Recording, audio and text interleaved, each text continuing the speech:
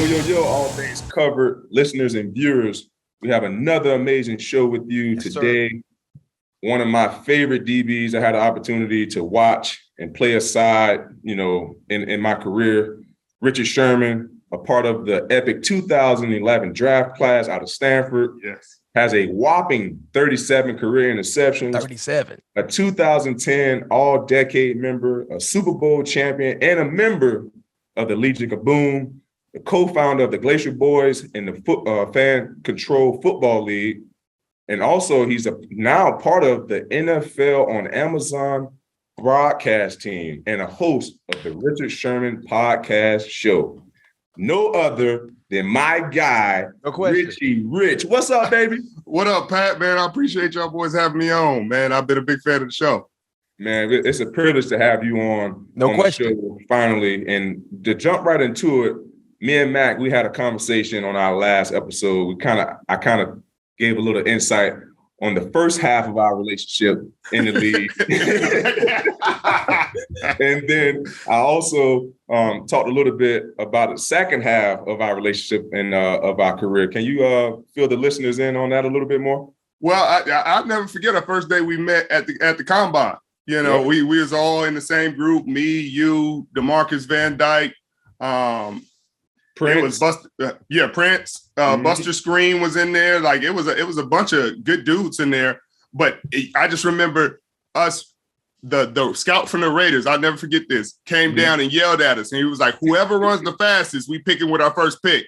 And not knowing their first pick is in the third round, so you wasn't going to get it anyway. but I'm sitting there thinking to myself, well, ain't gonna be me. y'all boys was rolling that day, boy. I think 3 of y'all ran 4.2. You, Buster, DeMarcus, and I ran my casual 4.5 and was like, let's hope I get in. But I just remember us chopping it up throughout the process and getting to know everybody and getting to know you, going back and forth from the weigh-ins to when we had to do the bench to when we had to do the workouts. Man, it was really cool to get to know you and get to know everybody. And then we get into our career, and then you out there, boom, on the scene, taking every punt back to the crib, not letting nobody tackle you, pro ball, and I get my start and get me a few grabs. And then we start really getting into it the second year when we really start getting nasty and we bust on the scene, and Revis is already on the scene, but he didn't really want to let us get on the scene like we wanted to. But I mean, it's just been, you really pushed me, man. And early on, man, I felt like I've always, had a ton of respect and admired you. Really from that day we met at Combine, and we had those conversations. I always respected and admired the athlete, the how you prepare, the technique. And then I always want to tell you, you always switch up at the line. I'll be like, man, Pat, which one are you playing? You a step one time, you a soft shoe one time, you a hop out one time. I'm like, Pat, what are we doing? And then be strapping. I'll be like, man, I wish I could run 4.2 and do all this. I got to be straight tech, like buttoned up. But it really, you really set the bar for me and the barometer of where to chase. So I'm constantly like, I go play the game and then go, what Pat do today? All right. Okay. Yeah. All right. Get to work. That's dope. That's dope. And I appreciated that, bro. I really did, man, because you need that. You need that. You know what I mean? And it can't just be anybody. It can't just be some slouch. It got to be somebody up there to chase, to challenge you to. And man, I just remember when I used to go to Larry's game, his softball game, and we used to top it up. That's when things got better. That's when things got better for us. Because I think we both realized we just competitive as hell, and we want the same thing, and we just happen to be in different places. Well, for both of you guys, question for both of you guys, talking about the early part of your relationship, what do you think actually fueled the back and forth? What is it? The media always asking, because you guys were such a high standard when it comes to the cornerback position. They was always trying to compare and contrast, or was it the division rivalry, Cardinals, Seahawks, or was it the potential money that was on the table? You know what I mean? Because both of you guys was going in a direction where you was going to reset the cornerback market. But for both, what do you think actually fueled the back and forth? I think all of the above. Right. I think all of the above, and like Sherm said, and I told you this when we talked about this, when we had our conversation, like you said, we pushed each other, and it was just the competitive edge that both of us had that, you know, we wanted to find a way to get the best out of each other. And like Sherm said, I appreciated that as well, because not only, you know, him playing the same position I'm playing, but I got to see him twice a year. You know what I mean? And like anytime we play Seattle, like you said, I'm trying to watch what Sherm's doing. Like I'm not even sitting down. I'm on the sideline, seeing what techniques he's using, seeing how I can be better with my eyes. Because, you know, I was a guy, I never really played with my eyes. I was always in the receiver space. Right. So I always wanted to find out, you know, how, like, what he's seeing, you know, how deep is how far is he from the receiver, from the line of scrimmage, because you had a very good knack at that, especially, you know, that 7 yards off, reading route combinations and things like that. And those are things that, you know, I wanted to, you know, implement into my game as well. But all of the above, to be honest with you. That's 100% true. Like it wasn't naturally like me and Revis beef is different. We had a real, that's legitimate. Not anything like fisticuffs or nothing, right. just like unnecessary banter, you know. Right. But me and Pats was just two guys who from the same draft class that's constantly compared in the same division, you know, both on an all-decade team, both on the same trajectory, who believe, rightfully so, that they're the best player at the position. And it's like, what would you expect him to say? You know what I mean? Like, like, oh no, he's better than me. Like, you better not say that. That's gonna be the last thing. And he was doing it so dynamically, you know, and he had like people always say this. They're like, man, you're not a man corner because you're not 4-2. I said, there's no true like man zone corner no more. There's nobody that plays straight man. There's nobody that plays straight zone. But there are different styles. Like I can't play how he plays because I'm not running 4-2. So I don't have the leeway to like, hey, I'm gonna try this out. Hey, and if they get me, I'm gonna catch it. Sherm, a lot of people who don't know the game don't understand that. Right. Pat is a one-on-one. He can do things that if you run 4-4-4-5, you can't do. You can't do. You're not coming back from that. No. So you got to be sound at the line of scrimmage. And that's one thing I always emphasize to Pat, even going back to high school, bro, your speed will always put you in positions to dominate. But when you get more technical and add that to what you already been blessed with, the sky's the limit. Right. And now you way more technical. You know, as we get older, you'll take it looks like it's bang, bang, bang, bang. It's methodical. No question. But that was a big thing. And it was like Pat said, we got to see each other. So I got to sit there and we play Arizona. Like, what is he doing? Like, damn, he giving them boys hell. Like, he was just strapped. And it used to be like, man, it's like the rivalry and the competition within the game. And you're like, man, I got to go over there and perform, or, you know, this the game they watching. They're going to be like, this is why he nicer than you. Because when he showed up on your stadium, he outplayed your ass. Yeah. Hey, that's how it was too. Anytime we played, I was like, man, that motherfucker better not get no pick. I got to get one. But look, I'll say this. The guys y'all put out at quarterback sometimes did not give you a chance to win. I know. No question. It was some dog years. It was some rough years. And they were still, the defense was good enough over there that they were still finding a way to win those games. And I was like, man, y'all winning with these. And Bruce still running the same plays in Tampa that he was running in Arizona, running them straight bombs, them concepts with 3 receivers, getting that funky bunch. And you like, can't press nobody.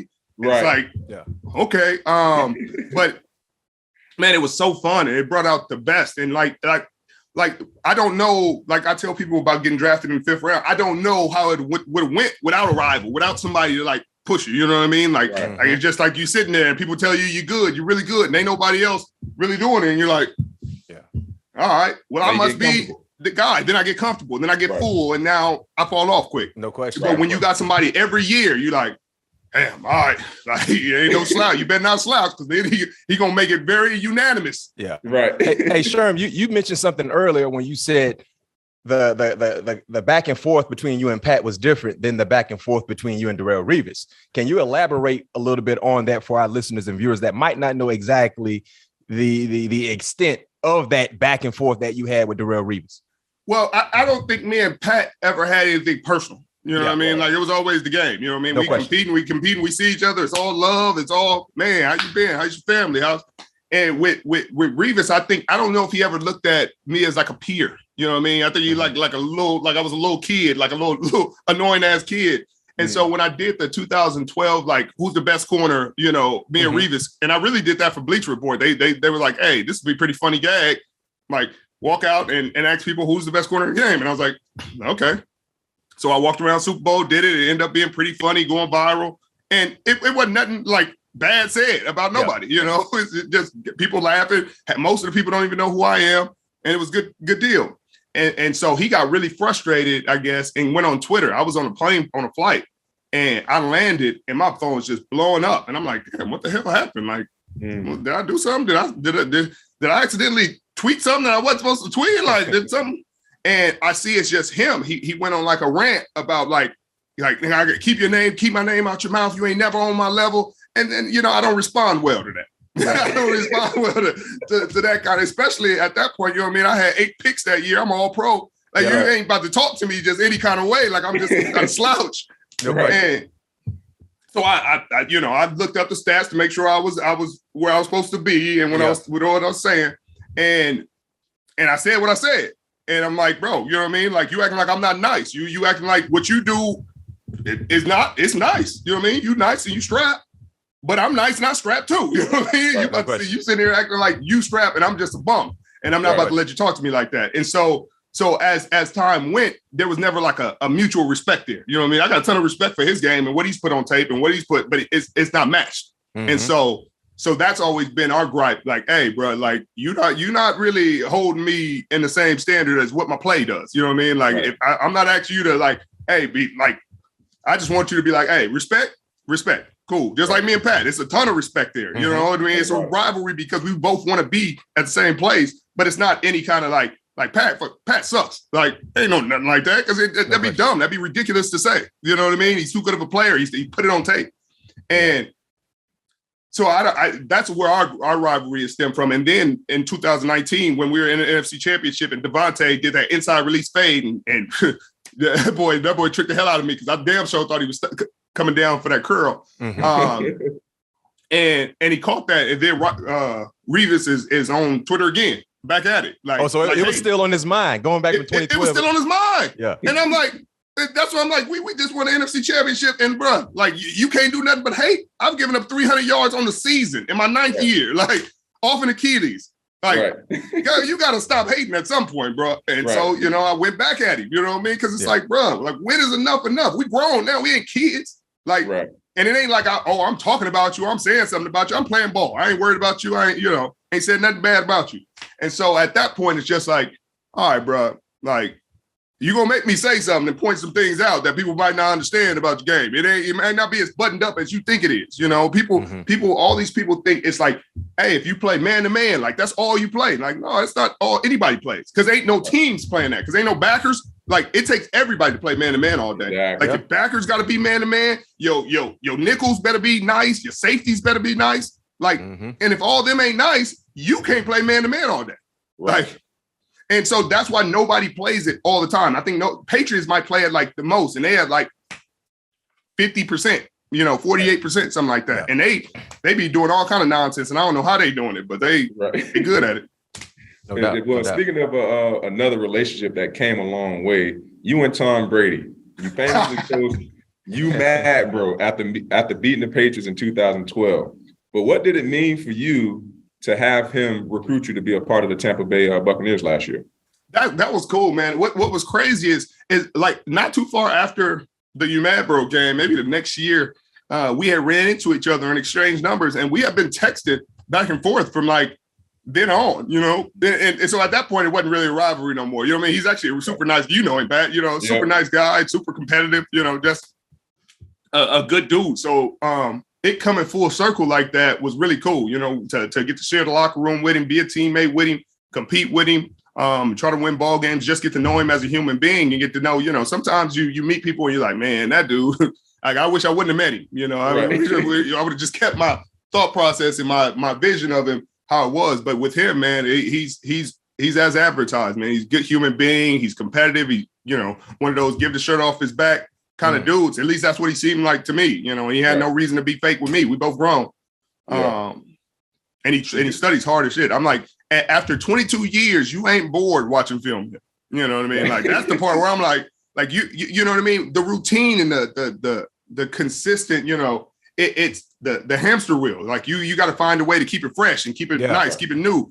And he's just still locked in like he's a rookie and sitting there like, as soon as you get on the plane, bam, got his watching his tape, writing his notes, and you're like, he different. That's why he is who he is. And I've heard the same thing about Tom being such a team-oriented guy. And you guys know this. Most quarterbacks, especially when they hit that status, they kind of isolate themselves from the guys. They don't become one of the guys. They kind of do everything as an individual. So with that being said, you also in Seattle, you play with a guy in Russell, who I believe will go into the Hall of Fame, won a championship. What would be the difference, the difference in the two quarterbacks? You know, Tom Brady, Russell Wilson. What would you say what's the biggest different trait or skill set both guys have? Well, they got different styles of game. You know, Tom ain't moving outside that pocket at all, in the least. That boy, he might not even move to the tackle box, outside the tackle box. And Russell's is taking more shots, and most of his big plays are big plays. You know, he's taking shots. He's not really taking the intermediate. He's not taking what they give him most of the time. That's where he struggles at times, is when, you know, the defense is not taking away the bomb and they're giving you everything in front of you and you're not taking what's in front of you. And Tom is the opposite. Tom is taking whatever you give him for as long as it takes to win this game. Like, he'll take 5 yards 20 times down the field, all the way, touchdown. Like, I'm not worried about it. It'll be a 20-play drive. We could do 10 20-play drives, and I'm good with it. He's not rushing. He's not getting impatient. And that was one of the crazy things about the Super Bowl. It's like we had him, you know what I mean, strapped, and one of our starters got hurt, but it's like we had him strapped, and then he just got super patient. He's like, I'm not forcing nothing. I'm not giving y'all a chance at the ball. If I don't see him open, I'm putting it in the ground or I'm checking it down. I'm not giving y'all a chance to catch this football. And he didn't. He threw a pick in the first drive and really didn't give us much of a chance throughout the rest of the game. And it's that kind of patience that makes him great, because it's like, what you gonna do with him? You know what I mean? You can't bait him. You can't get him in a situation where you're uncomfortable. We are hitting him in the face, and he's getting back up, wipe the blood off his lip, line it back up again. You know what I mean? A dude like that it won't get rattled by hitting. He won't, like, it's like, what do you do with him? And that's why he's consistently won. And I think Russell has been great. This opportunity in Denver will give him a chance to cement everything you're talking about. It's like, hey, is he who he thinks he is? You know, is he who the world thinks he is? Because if he goes to Denver and wins in that freaking gauntlet of a division, there it is. Solidify, give him his jacket. Now, if he does not, then it's a whole different conversation. You know what I mean? Then it gets to become. What do you mean, Sherm, when you say win? You mean win a championship or get to that level? What do you mean when you say win, to cement who he is as a player? Quarterback. Well, I don't think they brought him over there to do anything less. You know what I mean? Like, if they get put out in the first round, like, you're not going to consider, is that a success for that team? You know what I mean? With everything they did to get him, right? I don't know. You know, that's up to other people. But I think they brought him over there to win championship. And I think in that division, going through that division and winning a championship in that division would prove beyond a reasonable doubt, beyond a shadow of doubt, that he is an elite, great, all-time quarterback. Because you got to go through the Chargers, who are charged up on defense and at every level, on offense, tons of playmakers, every level. Kansas City, proven championship contender every year. And then the Raiders just got Devontae. And people who haven't played Devontae, you can say whatever they want about Devontae. He's a problem. People that play Devontae gonna speak the gospel and say he's an issue, very much an issue. No doubt about it.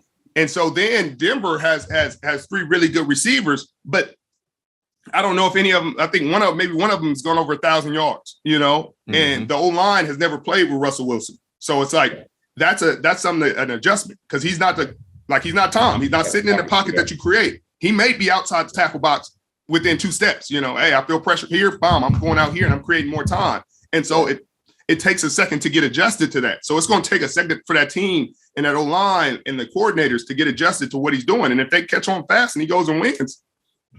Yeah, I agree. I agree with you 100%. Only time will tell. It's going to be fun, though. That AFC West is like the group of death.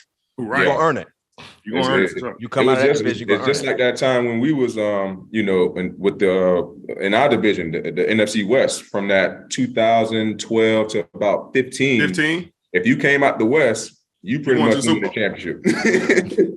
And you also had the privilege to play with three of my favorite coaches: Coach Rapone, Coach Rock, and Todd Bowles. Yeah, I talk about those guys all the time. But can you give the fans from another perspective? Because I talk about them enough.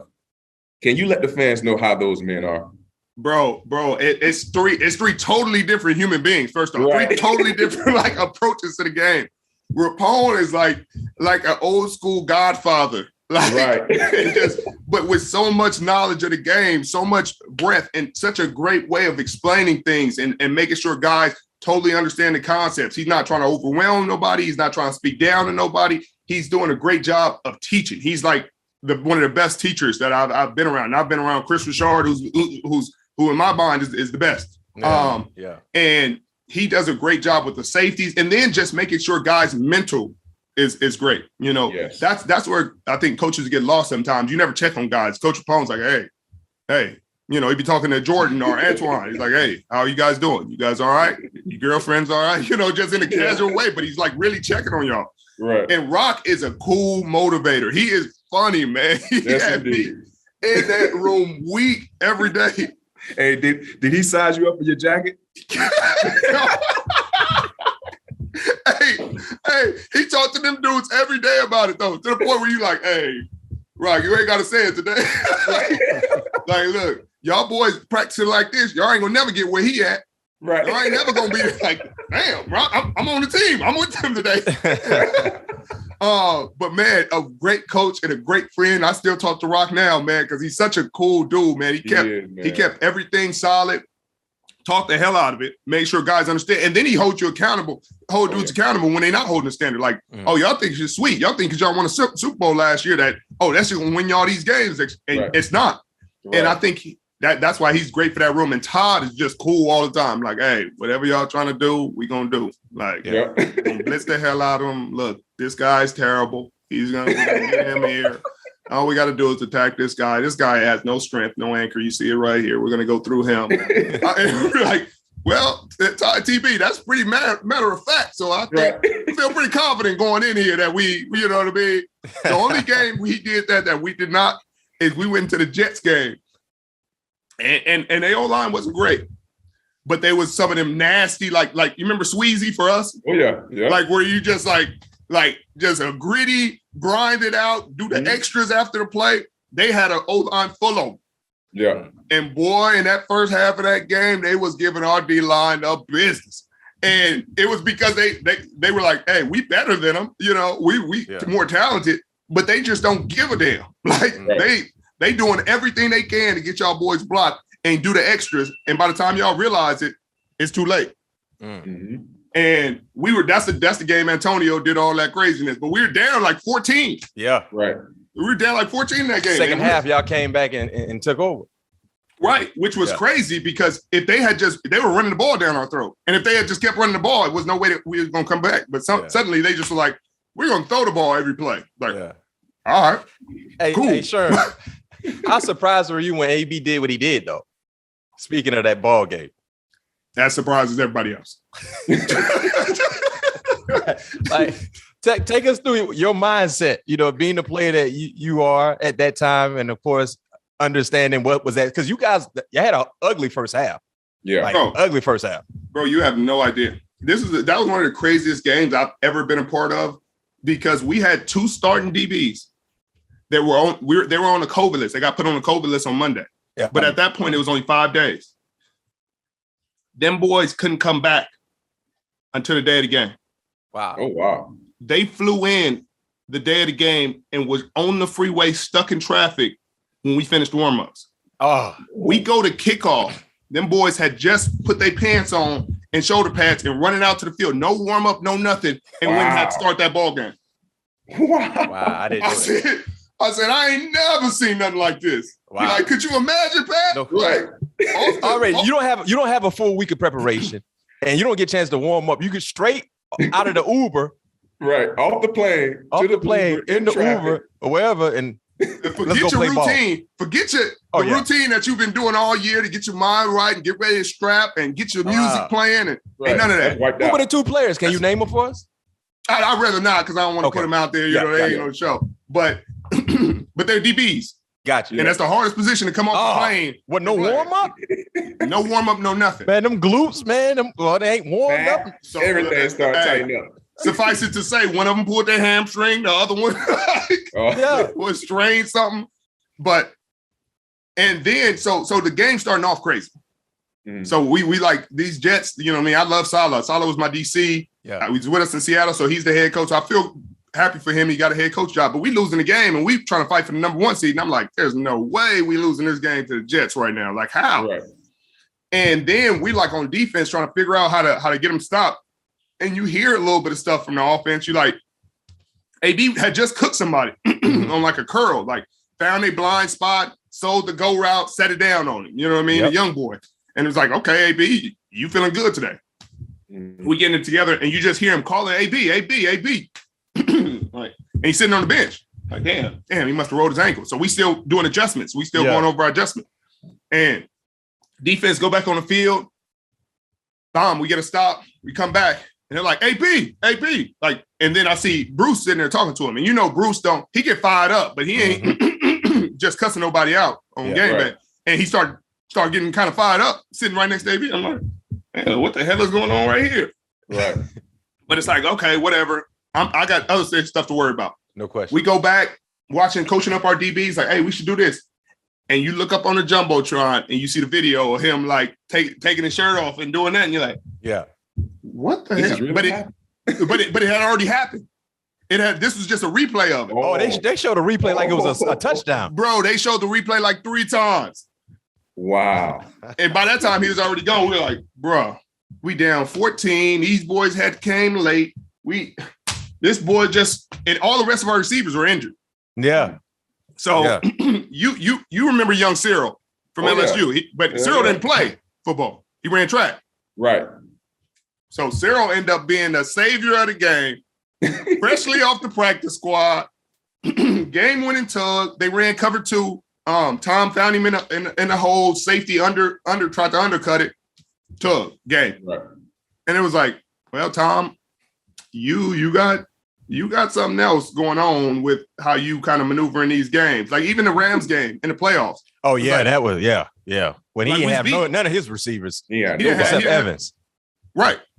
That's what hurt us with AB is because the game he was supposed to come back from the suspension, Mike Evans got hurt, Godwin tore his ACL that game. Mm-hmm. And then all we had was AB. And he was coming back fresh off of suspension and injury. Yeah. And I think he had 15 targets the first game he came back. Yeah, against Carolina. Yeah. It was Carolina. And the Jets was the second game he came back. Yep. Man. Hey, that was wild, but I and that's my opinion. If you guys were healthy, at a receiver standpoint, I think you guys get to the championship. I agree. I mean, we still almost got there with these boys. You know, Bowles, that boy called 0 against Cooper Kupp, and them boys last play. And they got Cooper in the slot. And not even they just got him in the slot. They was hurried up. Yeah. So they was hurrying up. So the nickel hadn't even got the call. So they ran a 0 blitz without 2 people that blitzing. Oh, that's tough. It's impossible. Nobody gonna get home if you don't got 2 people that blitz that's supposed to blitz and they're not blitzing. And they didn't blitz. So you didn't cover Cooper Kupp and you didn't blitz. Oh yeah, disaster. That's a disaster all day. No question. Hey Sherm, so the most recent healthy back and forth, with Jalen Ramsey about the post about the best corners to start the career.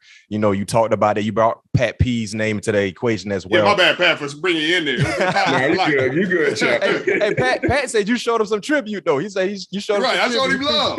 No question. But how would you evaluate the state of the position right now, and who is the leading the charge for the next generation of cornerbacks to do it? Well, I mean, it's got to start with him. No question. Clearly. And then Lattimore out at New Orleans has been solid for a very long time and consistent and strapping. Gilmore got a defensive MVP, so you always got to throw him in there. Big Play Slay is always in the mix. You know what I mean? Depending on what he want to do, he's one of the most talented, like true, pure, talented corners still in the game. Zay Howard and JC Jackson taking the ball away at a high level, at a high clip. High clip.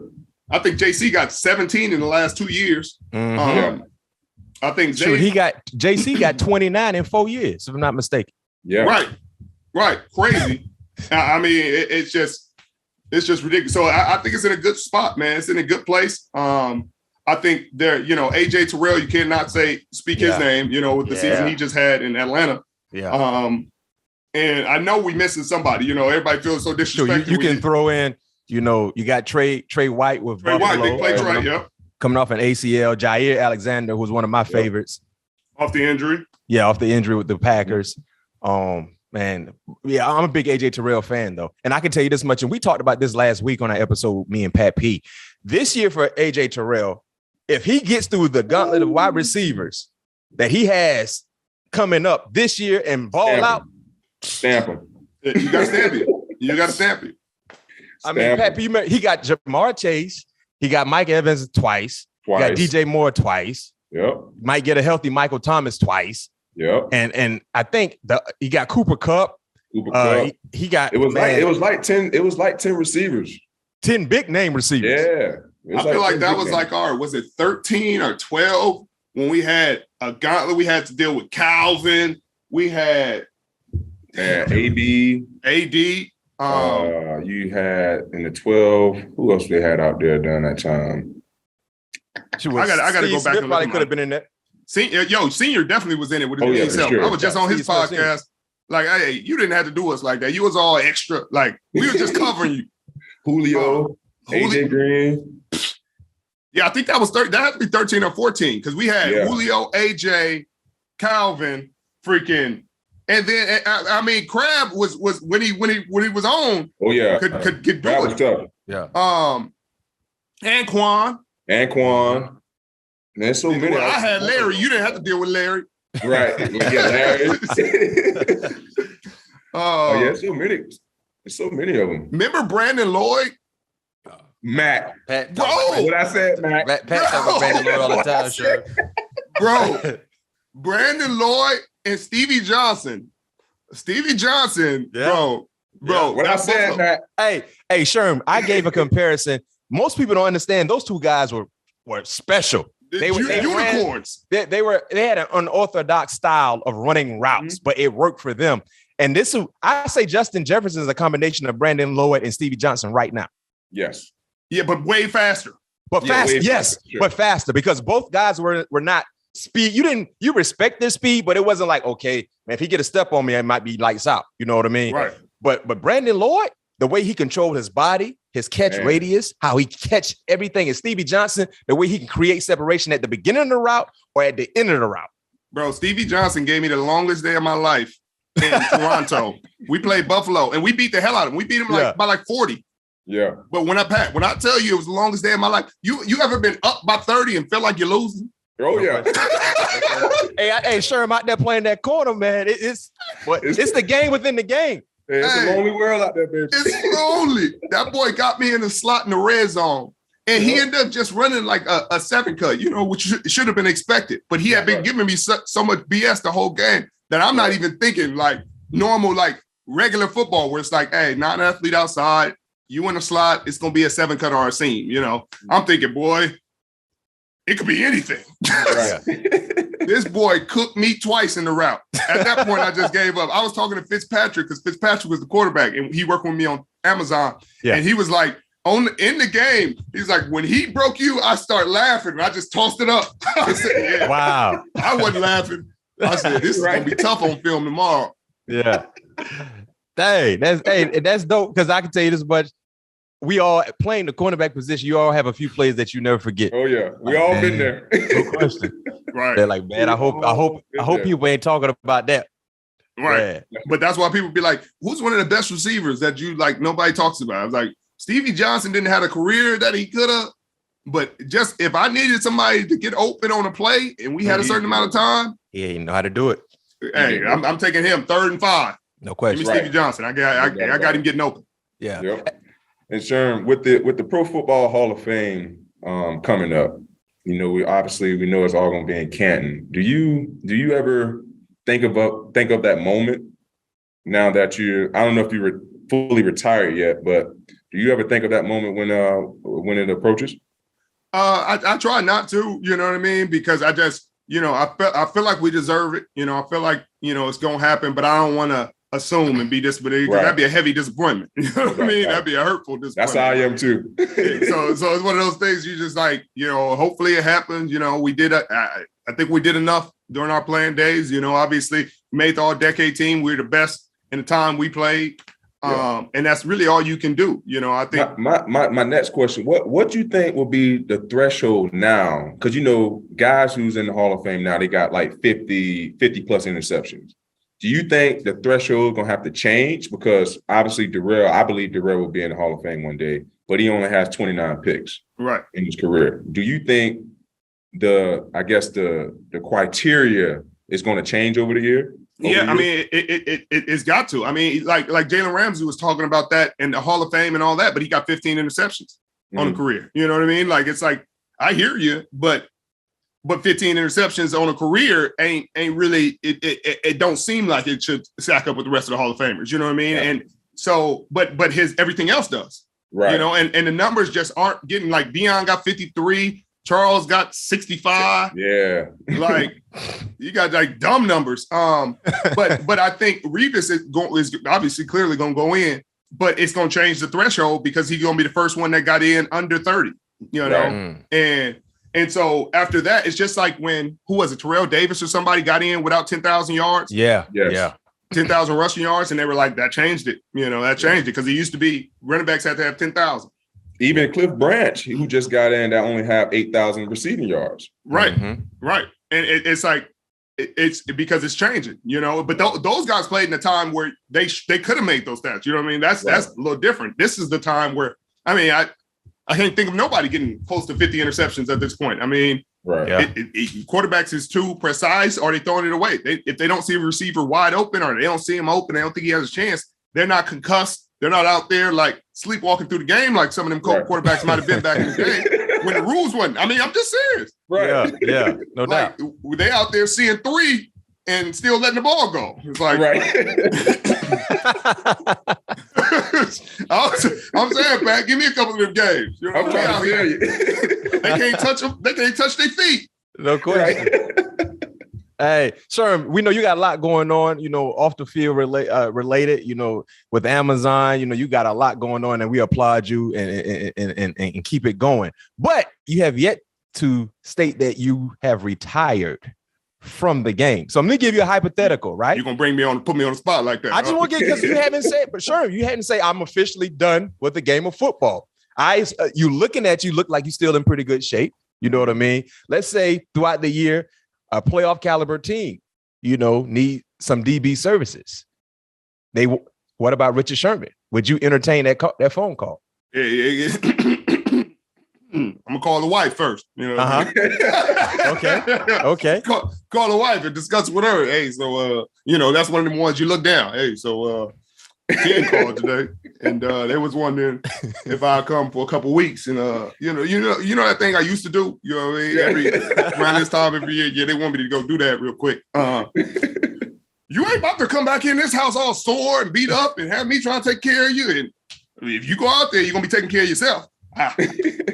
So that means she put the decision on you. She's gonna put the decision on me. But and how would you handle that decision? If it's a playoff caliber team, let's say it's a team that getting into the tournament. If they get into the tournament, what time of the year is it? Let's say it's early December. I might take that ride. Yeah. I might take that ride. Because shit, I mean, at this point, that's all it's about, Yeah. Getting back to that game, shit I do. It ain't nothing like losing that over though. Oh man, I did too.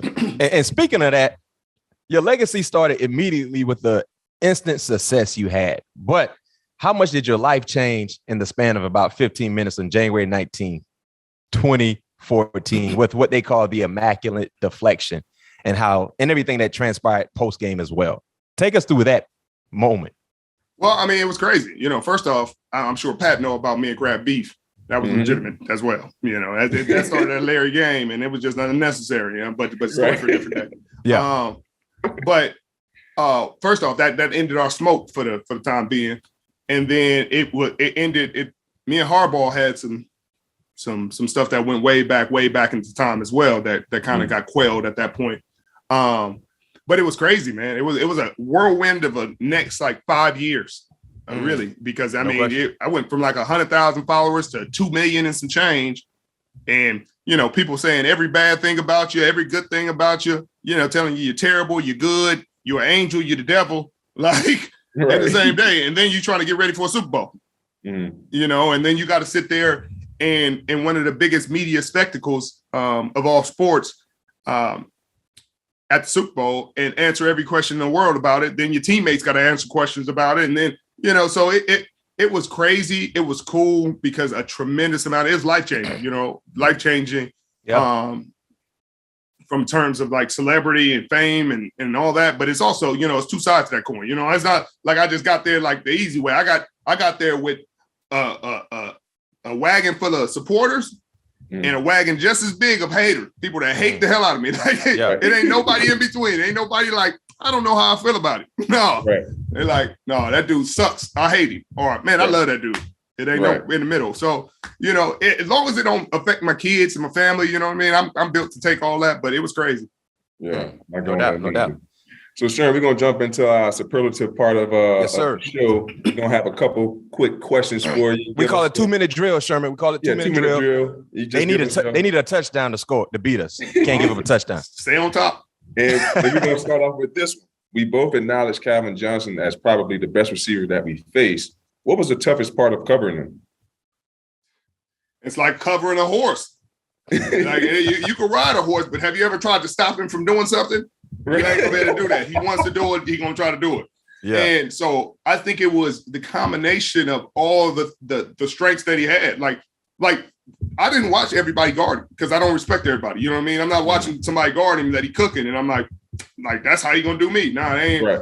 But I watch you guard him. I'm gonna watch Revis guard him. I'm gonna watch and like y'all had success, but then I saw like oh damn, he must be legit. Like it looks like every play it's like watching Julio. I only watch certain people guard him, but then once you watch them guard him and see you like, hey, all right now, let me get it together this week because this is full. Yeah. But anytime he runs the go route, there are 3 things you got to worry about. You got to worry about how fast he is, how tall he is, and how high he can jump. Yeah.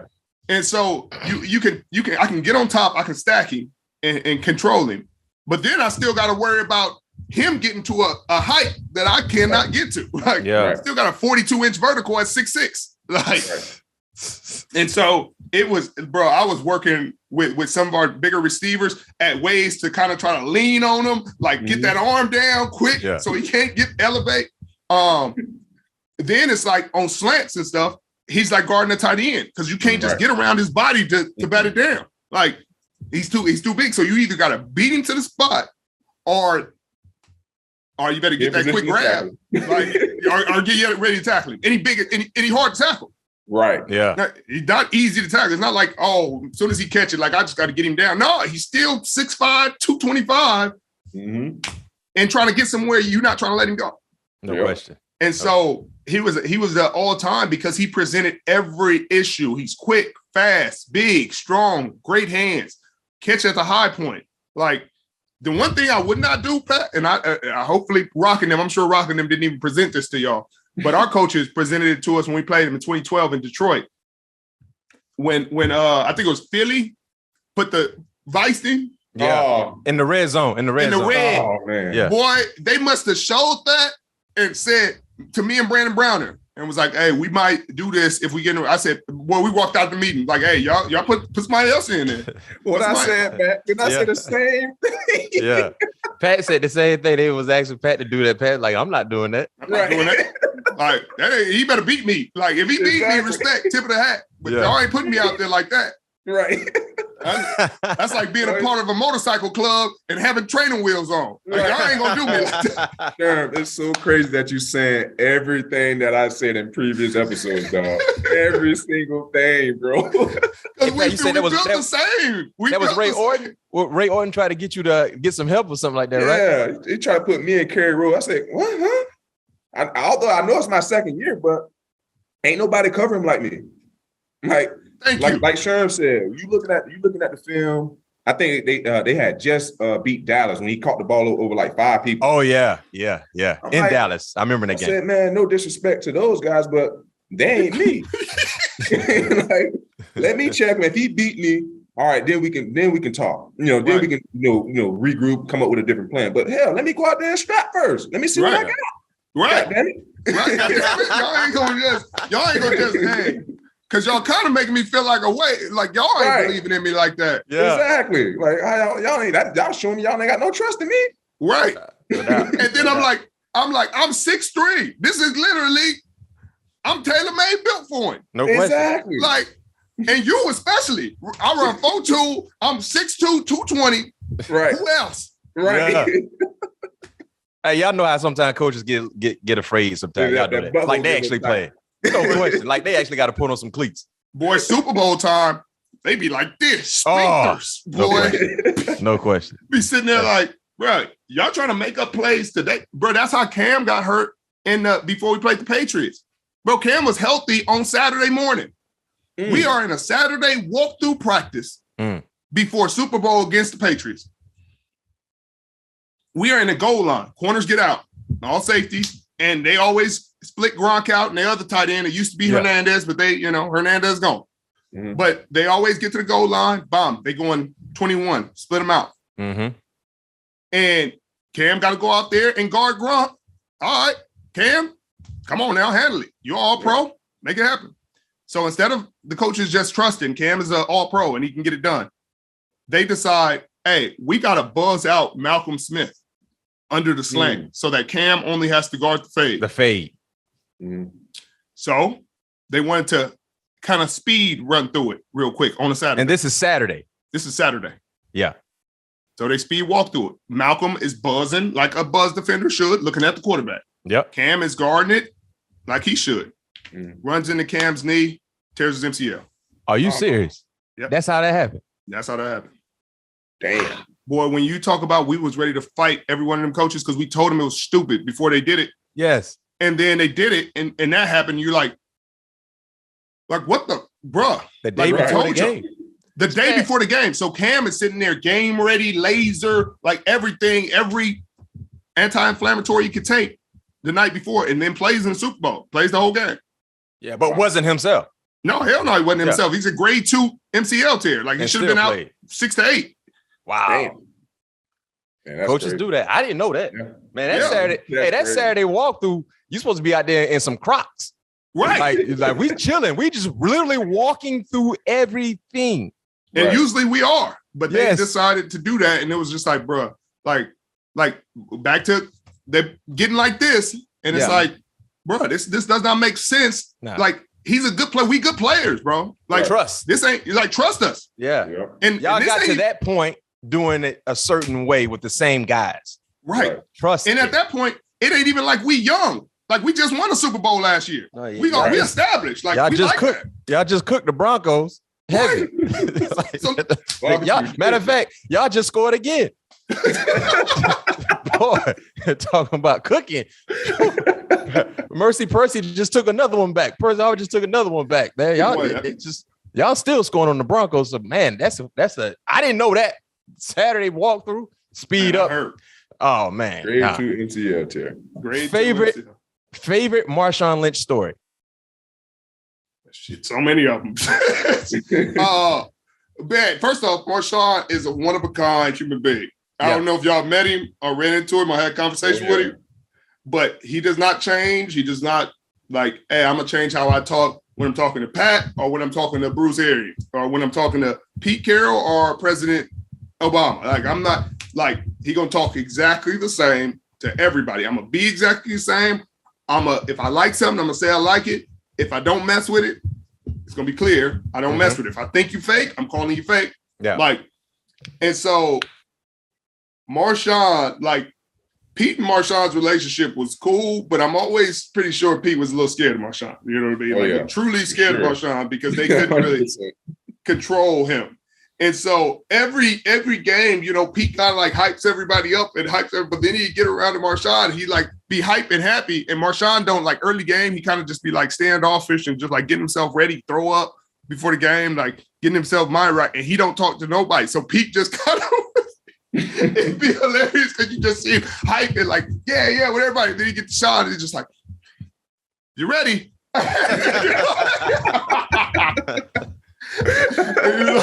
you're like, yeah, you better not, Pete. You better not mess with him. And then even when Sean makes like huge plays, you know what I mean? Pete's usually on the field, the first one to slap everybody's head. When you see Sean make a big play, like Pete's like, he don't know what to do. Like he don't know whether to celebrate with him. He like, is he gonna celebrate with me? I don't want to look stupid on national TV. He like, great job. Like,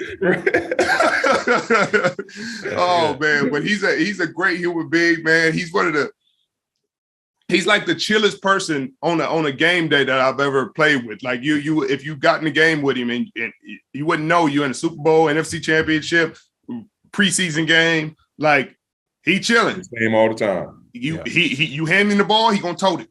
Oh yeah, no doubt about it. Yeah, I should have handed him the ball on that goal line. Okay, all right now. Against the Patriots. What was going? That was man. Hey, Sherm, I saw your face on the sideline.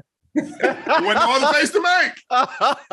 That's a face of disbelief. Oh, and disappointment. I said, wait a minute. Sherm, Wait a minute. You're supposed to have 2 rings right now. Yes, supposed to have 3. Yeah, you're supposed to have 3. Oh yeah. Throw it for a different day. Yeah. We ain't gonna talk about that. We gonna let that one. We gonna talk. Yeah, we gonna let that one slide. Let that one. No question. It's too soon. Yeah. You're right. But the last one before we let you go, Sherm, what was the best part about being a Madden cover athlete? Well, it's just kind of cool to see. You know, Ray had got it. Troy had kind of got it with Larry. Yeah. But it just wasn't no defensive players getting it. You know, we never get the respect. You never get the love. You never get the hype and acclaim that the offensive players do, no matter if you like top of the game or not, you know?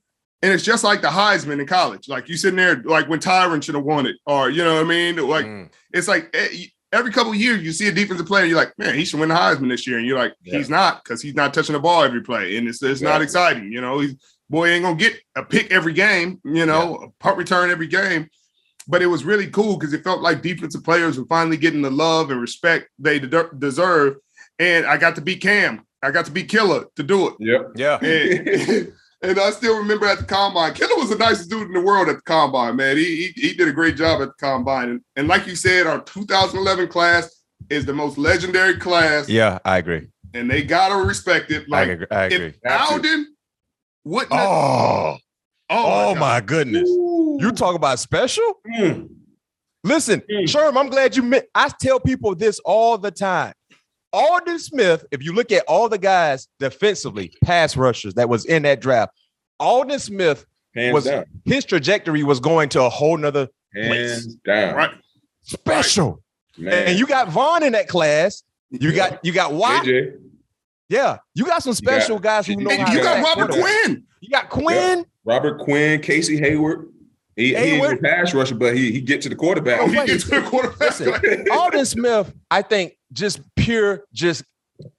having the it factor, he was going to be one of the best to ever do it. No question. Yeah, and we both got to see him twice a year. Yeah, y'all saw him twice. Golly. Ryan Kerrigan, Cam Jordan. Yes. I mean, you got some go-getters that can go get the quarterback in your draft. But Alden Smith, oh my goodness. Yeah, he was different, man. Then you go Julio AJ. Doug Baldwin's in the class. Yeah. Who am I missing? Randall Cobb. Yep. Then O-line, you got Tyron Smith. You got Jason Kelsey. Jason. that 2011 class stack. I got my vote. You got me, Pat, Chris Harris Jr. Yep. I mean, it's not about just the quality, you got quantity. Yeah. Right. It's deep. Y'all deep. Because, Baldwin was late. Sherm, you was what, 4th, 5th round, if I'm not mistaken. You know what I mean? So on the back end. Doug was undrafted. Yeah, Doug was undrafted. Yes. Yeah. Damn sure was. Man, Chris Harris was undrafted. Oh my goodness. 2011, man. Only in due time, because of course, the way how people measure draft classes is based on Hall of Fame. Yeah, gold jackets. So in a matter of time. Look, if you go by just the top 10, the way they were drafted, maybe top 15. Yeah. It's probably 6 in there. Oh, no question. AJ Green is probably going to get in. Julio, Pat, Tyron. What do you think about Cam? You think Cam get in? That's Cam what I was just about to say. But like I was telling people, and people get mad because this Stafford thing went way out of hand. But if you put him in, Cam and Matt Ryan are like automatics because they got MVPs. Right. Facts. At one point, they were considered the best. Right. In the game. And there was no argument. You couldn't really debate and say, no, they shouldn't. They actually dominated when they both got no doubt about it. Right. And they dominated at a time that Peyton was playing, Aaron Rodgers was still playing, Tom Brady's still playing. And they got Drew Brees. Yeah. Like, and they're the MVP of the league. Like, there it is. Yeah. I agree.